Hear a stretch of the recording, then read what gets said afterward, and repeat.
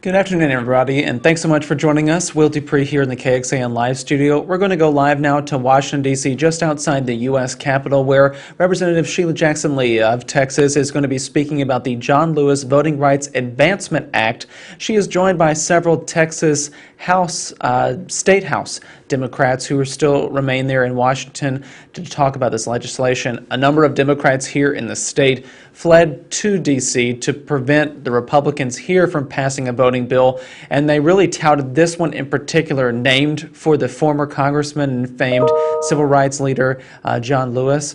They're going to be discussing that here in just a moment, so we're going to go live now to the U.S. Capitol, where a news conference is beginning here shortly. That is your fellow. Good afternoon. Okay. Good afternoon. I'm Congresswoman Sheila Jackson Lee. I serve as the chair of the Crime, Homeland Security, and Terrorism Subcommittee of the House Judiciary Committee, and a senior.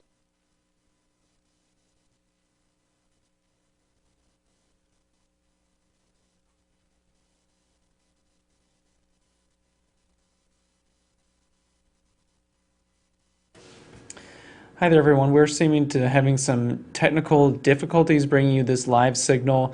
Just bear with us for a few more moments as we work to bring that back.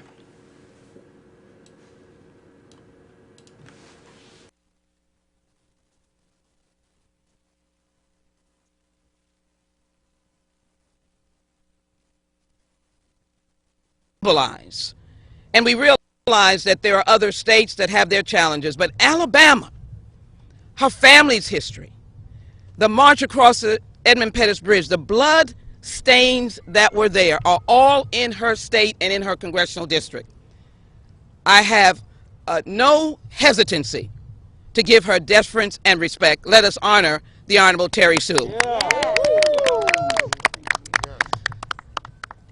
My district, first held by the Honorable Barbara Jordan, of many of you in Texas, do not realize that in her eloquence, she never won an election until after the passage of the 1965 Voting Rights Act signed by Lyndon Baines Johnson, a Texan. Yes.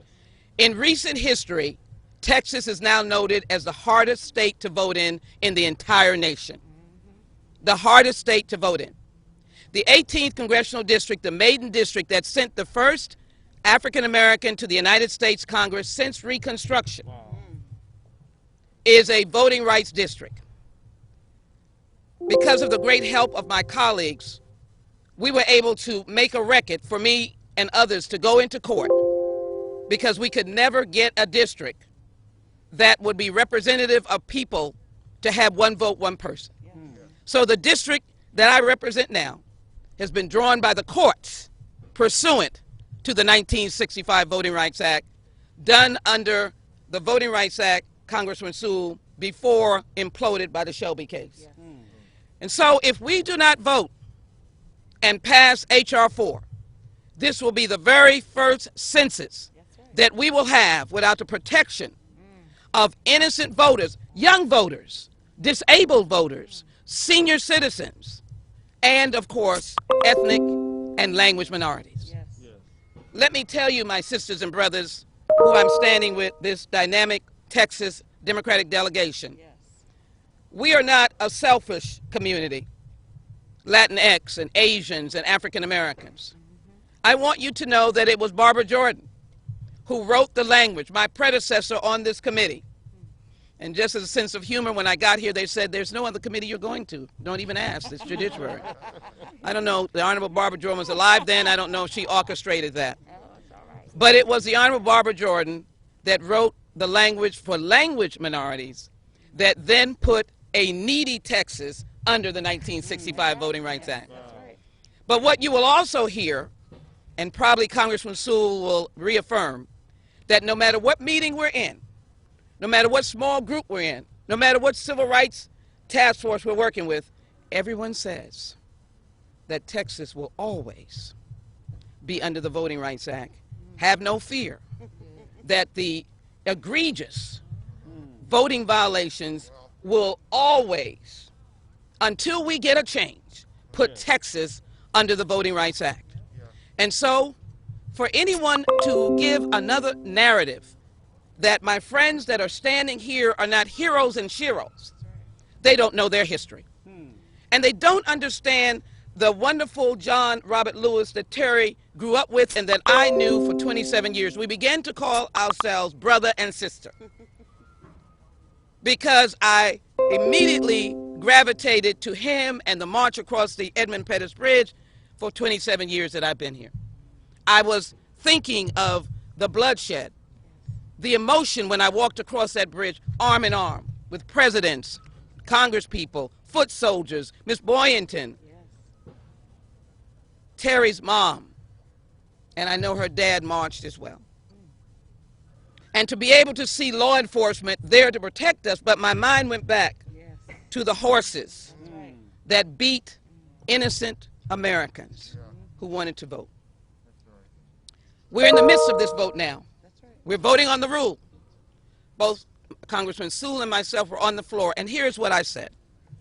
I said courage is required today. Courage is required, of course, for us to be able to get Americans out of Afghanistan. And I take no second step, no second seat to my commitment to getting Americans and allies, Afghan allies, women, activists, girls, human rights activists, and our United States military is up for the job. And if we need that time, I have no worry, Congressman Sewell, that it will be done. It is shameful to use that as a divisive measure on the floor when not one American will stand anywhere and tell you, oh, don't worry about the Americans in Afghanistan. There is no problem.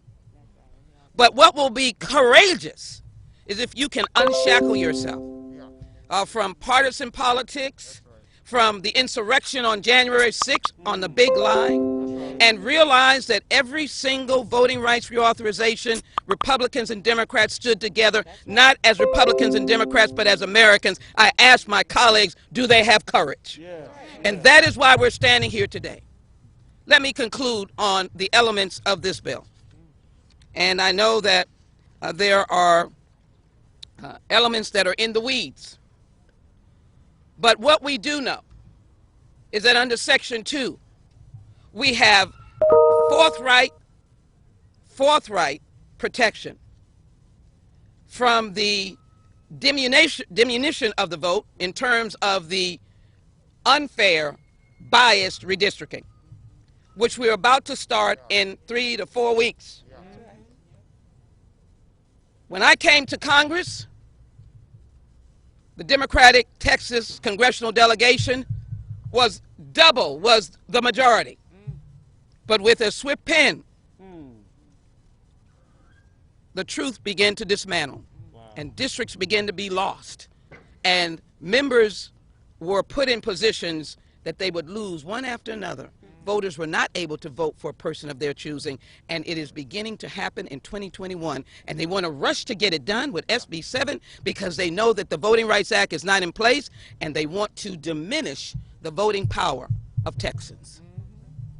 And then Section 2 prohibits the dilution of the vote by accepting the fact that a voter ID has been declared a provision that can dilute the vote if it is not done the way these members would have wanted it to be done. We will not take that slant about voter ID. I remember going to the polls and telling people to bring your water bill. But we want to make sure that impoverished persons, students, can vote. Lastly, let me make this point. They're not heroes and sheroes. Let me tell you why they are. Because the time that they were able to kickstart, to raise the ante, to fight in the fight, to be able to challenge House and Senate, we were able to get language on retrogression. A miracle. And we will move next to the Senate, and we'll ask them to hold up the ban of courage and make sure this bill stays as it is. But retrogression will now give these heroes and sheroes a victory.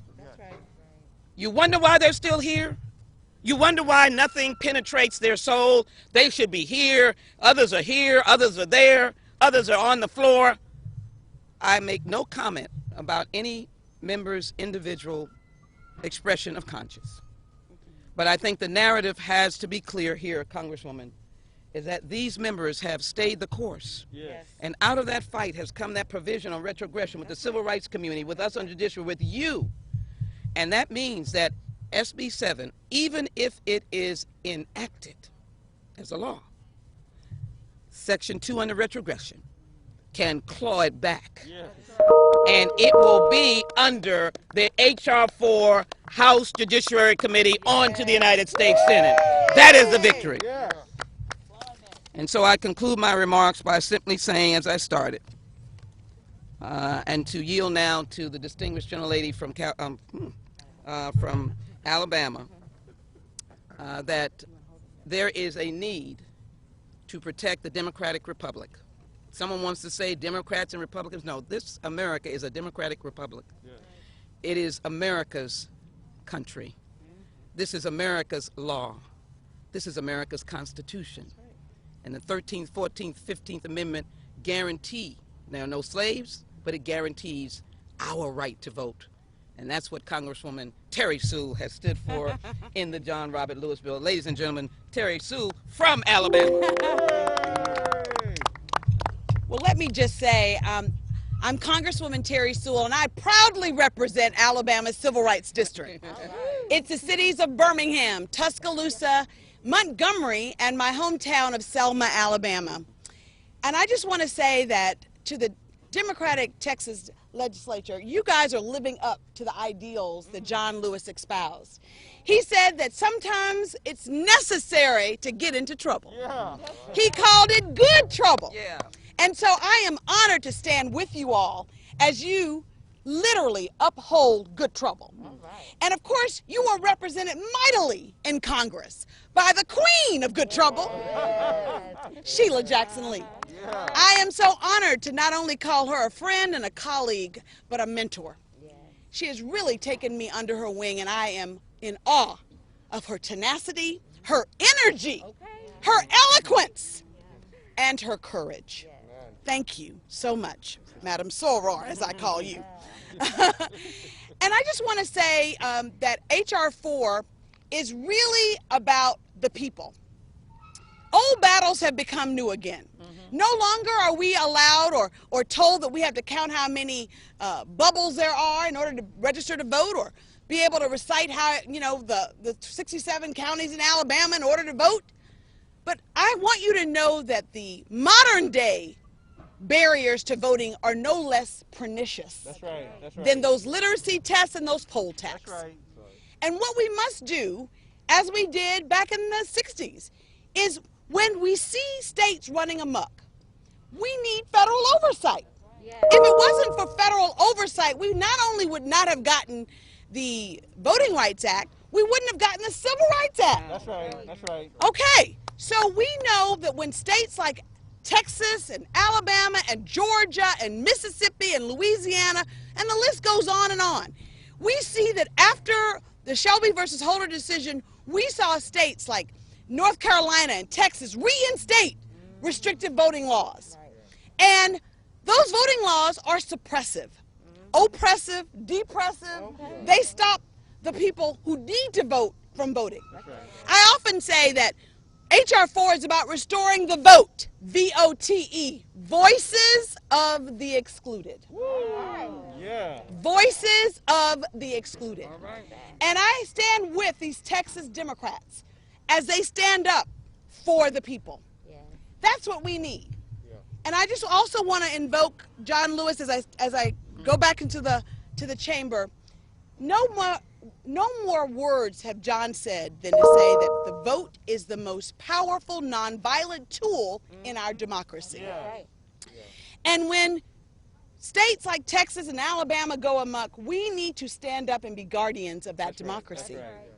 We must be guardians of that democracy. So often I am reminiscent of the fact that I had an opportunity to bring Amelia Boynton to the State of the Union. She was 103 years old. She was the oldest living survivor of Bloody Sunday. And in 2015, on the cusp of the 50th anniversary of the Selma and Montgomery March, she came to this Capitol to be my special guest. And she was precious cargo at 103. And to a person, everyone said the same thing to her. Oh, Miss Amelia, we stand on your shoulders. Oh, Miss Amelia, we stand on your shoulders. Well, out of the mouths of babes and our elderly, she said, get off my shoulders. Do your own work, is what she said. So I want you all to know that Texas Democrat state legislatures are doing their own work. You're doing your own work. And when she had an opportunity to finally meet Barack Obama right before he went out to give his State of the Union speech, she cradled his face. He kneeled down beside her wheelchair. And she cradled his face. I think all of us knew the import of that moment. He looked up at her and he said, I'm about to give a speech now as the President of the United States of America. And it's because of your courage. Without missing a beat, she said, make it a good one. That better be a really good speech. Because people sacrificed. That's right. People bled. Some people died for the right to vote. That's right. It is incumbent upon all of us as elected officials to stand up and make sure that people can elect their own elected representatives and not the other way around. We must do that, and we must get into some good trouble. Get into some You know, the price of freedom is never free. That's right. Speak. It's been bought and paid for by others. And we must take our own step into the annals of history. What will we be remembered for? That's right. What will we say that we've done to keep this dream alive, really? So I just want to end by saying that John Lewis also told us that when you see something that's not fair, that's not just, it's not right, we have a moral obligation to speak up and to speak out. So to my Texans, I say continue to speak up and speak out. Be a strong voice for the people that you represent. Let's restore the voices of the excluded. Let's pass H.R. 4. Thank you. Thank you, Terry Sue. With the salt, the water, and the good cooking of Alabama, I almost feel like I'm marching across that Edmund Pettus Bridge. Because she spoke of his words, and I will remind you of his courage. Just for the procedural understanding, if she steps away, don't let me miss the second vote. I will yield now for 30 seconds, and when I do this, you have to move from the podium because I cannot miss the second vote. And this is procedural. The media will not take this in. But I do want each of you to be honored with, as they say, in your own way. And so I'm going to give you, let's say I'm going to give you under 30 seconds when I feel that you have totally made your point. But I want you to introduce yourself and speak in your own way, because the narrative that I believe is true, why the author of H.R. 4 is here, and she did not hesitate, why the meeting with the speaker is going to come, because you are worthy of the dignity and the respect and the admiration for those who, without knowing him, many of you, got into good trouble, saw something wrong, and did something about it. That's right. Might I ask the chair to come forward for her moment now? Thank you so very much. Thank you, Congresswoman Lee and Representative Sewell. My name is Nicole Collier.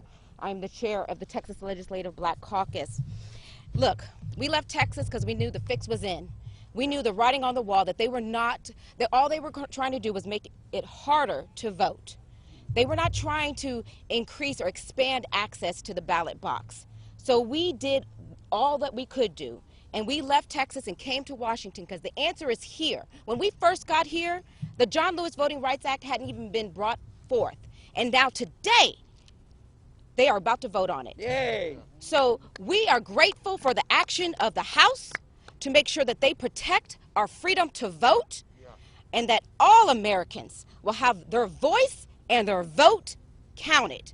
Right now, I'd like to introduce my Vice Chair of the Texas Legislative Black Caucus, Representative Ron Reynolds. All right, there we go. Yes, ma'am, I'm keeping it. Thank you, Chair Collier.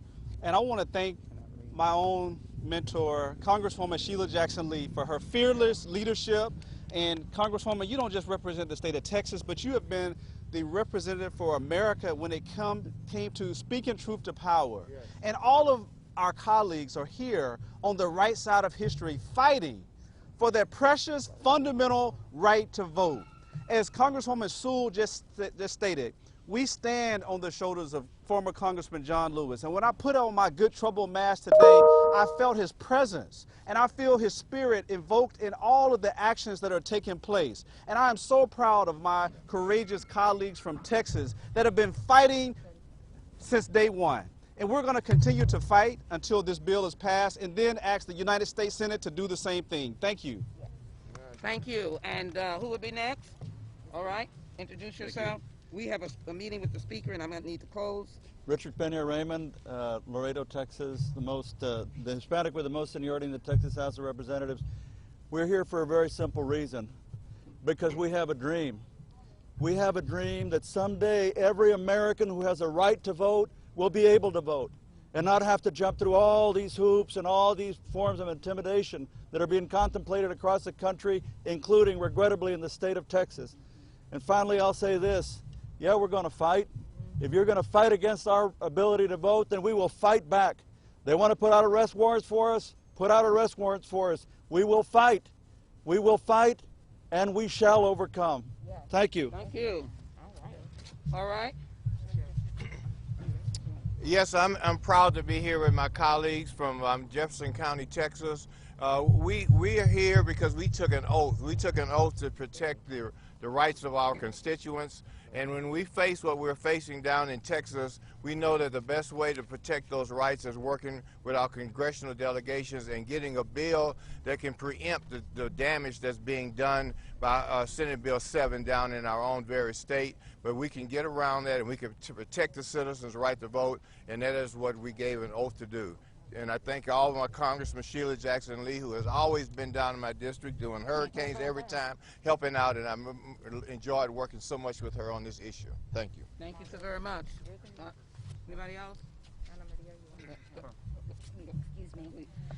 Hello, I am Ana María Ramos. Soy Ana María Ramos, diputada estatal de la ciudad de Dallas, y estamos aquí para proteger el derecho al voto. Aquí nosotros creemos y vamos a seguir luchando por nuestra comunidad, por su voz. I'm Ana María Ramos from Dallas, and we're here because we believe voters are a resource to celebrate, not an obstacle to overcome. And we will continue to fight for our voters to continue to express their vote and to protect the freedom to speak up and to vote for their elected officials. Thank you. There you go.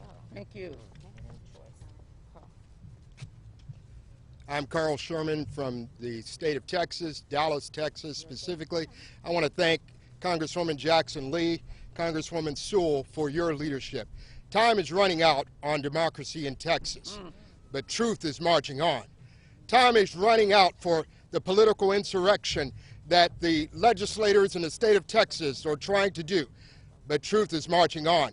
And so I'm grateful to the support that we have gotten from the U.S. Congress, leadership under Sheila Lee Jackson and my Congresswoman Eddie Bernice Johnson. Thank you. Thank you so very much. Penny? Go ahead. Are we out? I'll go. My name is Christina Morales. I represent Harris County, Houston, Latino district, and Congresswoman Sheila Jackson Lee also represents that district. I just want to say to Americans and to Texans and to people of my district that we tried so hard to work with the Republicans in the Texas House. We offered amendments, we tried to negotiate, and they left us with no other option but to break quorum. It was a tool in our toolbox that we had enough folks to utilize, so we did it. And we waited for them to bring us back with compromise or negotiation, and all we got was arrest warrants. Listen, Republicans and Democrats alike take an oath of office, and the first sentence says, I take an oath to protect the Constitution. Where are our Republican colleagues when it comes to protecting our right to vote, our democracy? Thank you so much. Thank you so very much. There you go. Representative? I'll go next. I'm Penny Morales Shaw. I represent District 148 in Houston. And I just want to add, first, thank you, Congresswoman. I want to add that we have not forgotten the blood, sweat, and tears and lives that went before us to get and protect the right to vote. We have not forgotten why we left the state of Texas on July 12th to come and camp out at our U.S. Capitol. And we will not forget you, your children, and future generations in their right to vote, and therefore we will persist as long as it takes so that your democracy, your freedoms, and your right to vote, which is the essence of all of that, are protected and ensured. Thank you. Jasmine Crockett, Dallas, HD 100. The only thing that I have to say is that everyone continues to celebrate the Texas Dems and talk about our sacrifices. But to be perfectly honest, our sacrifices pale in comparison to those that came before us. And so while we had colleagues that felt as if their sacrificial time was done, and they decided to go back and give the Republicans a quorum so that they could pass this oppressive bill, there are those of us that said, we're not going back. We are going to continue the fight that we started, because we said that we were fighting for voting rights, and the last I checked, we hadn't gotten them yet. So we are here because we do have the wonderful leadership of the Congresswoman out of Texas, Sheila Jackson Lee, who told us before our colleagues decided to head back to the floor and give that quorum that she was pushing for this vote. She told us that they were coming in early to make sure that they could push for this vote because Texans had fought so hard. So you know what? Our sacrifice is nothing compared to those that died. And so we are still standing because the job is not done. So we are going to take that first step today, thanks to the leadership of the great Congresswoman out of Houston. And we are going to stay here as long as it takes to make sure that we get to the finish line. And what is the finish line? What is the end goal, as so many of you like to say?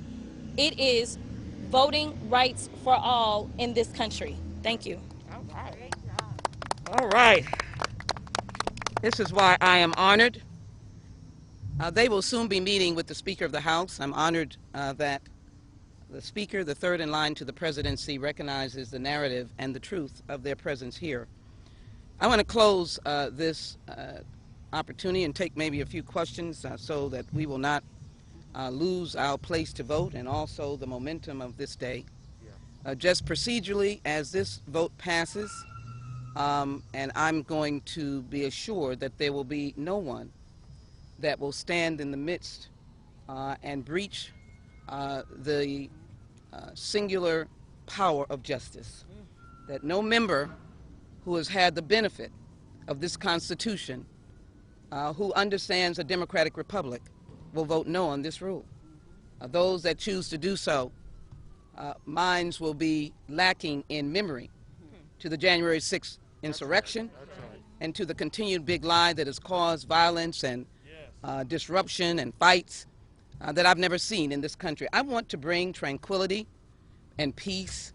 I want to ground us in the Constitution, as our colleagues have cried out for. I want us to be unified, not in divisiveness, but to be on the floor of the House, as I said, as Americans. And so this Constitution, as far as I know, members, does not have a Republican page in here. There is not a Democratic page in here. And with that in mind, that has been the guidance upon which I have operated, and it is a premise of the 13th, 14th, and 15th Amendment. Let me also say that I offered amendments to be able to, in essence, prohibit forever civil warrants on duly elected members that would deny them the right to their view of eliminating voter suppression. It was welcomed. What we decided to do is to introduce a separate bill, but as I've read H.R. 4, I believe that we will find room in that bill to address these issues under both H.R. 4 preclearance, and then Section 4, as well as Section 2. But I do want to conclude my remarks with the association with the Constitution. And that is, of course, the 13th Amendment freed the slaves, and it said that we could enforce that. As you well know, we just made a federal holiday, Juneteenth. It came out of the ashes and the soul of Texas that talked about the freedom of our slaves. Then the 14th Amendment, which indicates to the privileges that we have as citizens. But lo and behold, we have the 15th Amendment. I don't know why people don't read their Constitution and understand how it is grounded. And so H.R. 4 is consistent with the Constitution. And we will not be denied. We will not be denied. It will be on the desk of the President of the United States. It will become law. And we will not have these suppressive bills in 49 different states. We will methodically go to each of these states and not do damage, but we will do damage control. We will stand up against what is a dimission and the dilution of voting. We'll let every American vote unfettered, no matter whether they came on Pilgrim's Pride, or whether they came across the border or in a fishing boat, or whether they came in an airplane, or whether they first started as an enslaved person. And so the 15th Amendment said the right of citizens of the United States to vote shall not be denied or abridged by the United States or by any state on the account of race, color, previous condition of servitude. It is broadened by saying the Congress shall have the power to enforce this article by appropriate legislation. As this has been amended, it has included language minorities. And as we looked at SB 7, it was attacking young voters. It was attacking the disabled.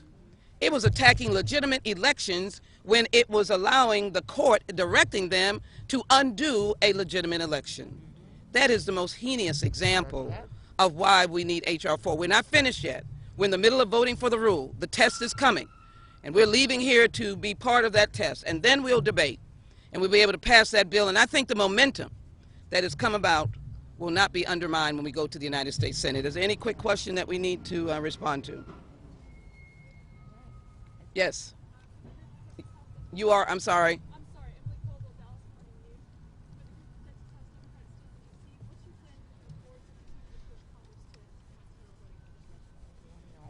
30 seconds. Well, I think this is very quickly going to become the John Lewis, Joe Manchin Act when it gets to the Senate. And so our focus will be on someone who we think can help bring the right to vote unfettered to the entire country, and that would be part of his legacy. So that's the way we look at it. The U.S. House is about to do their job thanks to the Congresswoman, the chair. Now it's time for the United States Senate and also for President Biden to step up. Thank you.